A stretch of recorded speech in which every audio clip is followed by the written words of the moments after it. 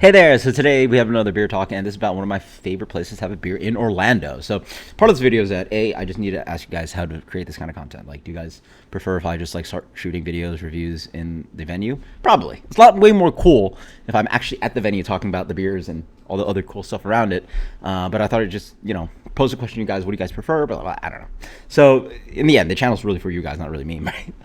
I prefer the views, so you guys let me know what you want to see. But this is a quick shout out to Redlight Redlight, which you guys have probably heard about. The other place I talk about all the time was the GB Bottle Shop, which is where a large portion of the content that I do is just from that bottle shop because it's boutique, small inventory, rotated through a lot of the inventory, fresh stuff, and it gets all the good stuff in town. So I pick up whatever I think would be cool to review and review it for you guys. Boom.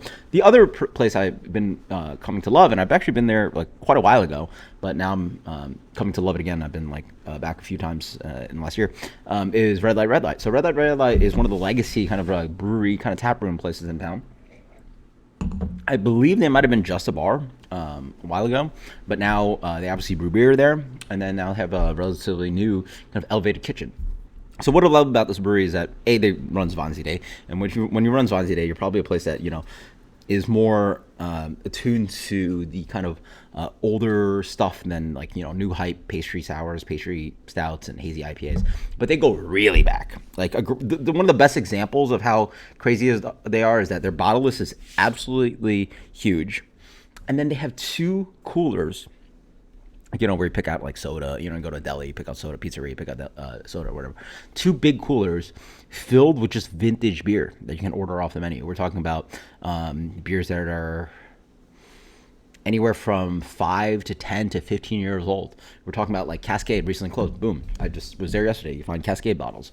You can find old bottles of 1050. You can find all the cool Belgian stuff. You can find Goose, old Jolly Pumpkins, like just old Evil Twin stuff, old Crooked Stave stuff, and just like random stuff. Especially if you've gotten into craft beer within the last 5 to 15 years, you're gonna find bottles that you're like, oh yeah, I remember that guy, and that's really cool. And so a bunch of that, I mean, it's a little bit elevated in price, and I've yet to buy anything out of that seller list. But if you're there with friends and you're out to spend a little bit more money, then yeah, why not enjoy that cool stuff? I mean, for me, that's my enjoyment versus like people go out and spend money on bourbon or on wine or whatever.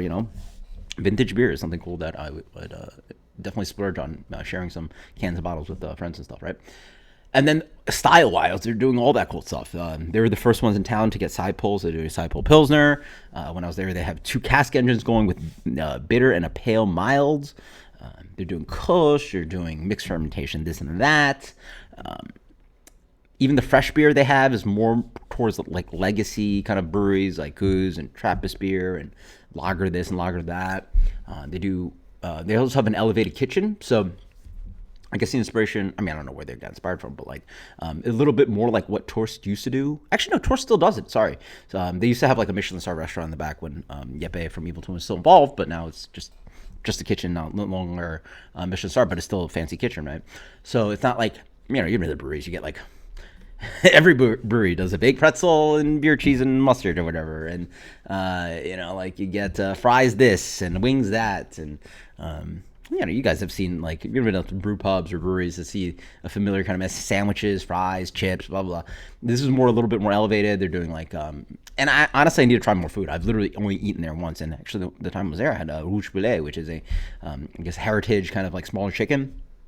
So like get a fancier kind of $20 plate with like, half a chicken, crispy skin, jus from the cooking of the chicken, some green beans, and yeah, it's not honestly probably some of the best food I've ever had at a brewery. So really cool stuff. You guys post comments below what kind of content you like to see out of there, but I'd love to actually probably just do some content out of that because just it's exactly up my alley, right? Like we're talking about like there's actually some very good breweries in town, but they're a lot of them are just doing more the newer age stuff, and this is something more familiar to the cool stuff that I enjoy of regional classic styles and fancy elevated food and all that. Yeah. So anyway, Red Lights are great. I've been there and they run Swansea Day too, so I've been there multiple times the last couple months. So hopefully go there more soon. Cheers, later.